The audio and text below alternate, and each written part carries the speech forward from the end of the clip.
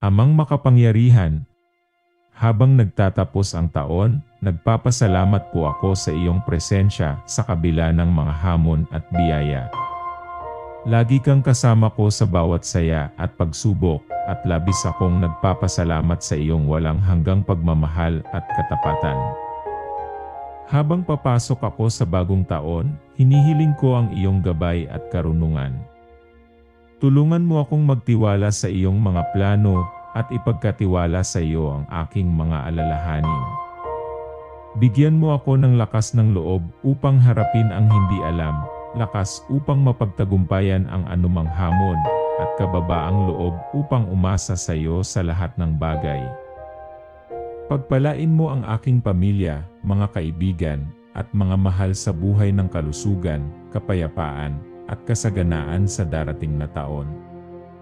Punuin mo ang aming mga puso ng pagmamahal, pag-asa, at kabutihan. Naway ang bagong taon ay maging panahon ng paglago, kagalakan, at mas malapit na pakikisama sa iyo. Hayaan mo ang iyong liwanag na magningning sa pamamagitan ko upang ako'y maging biyaya sa iba. Sa pangalan ni Jesus, Amen.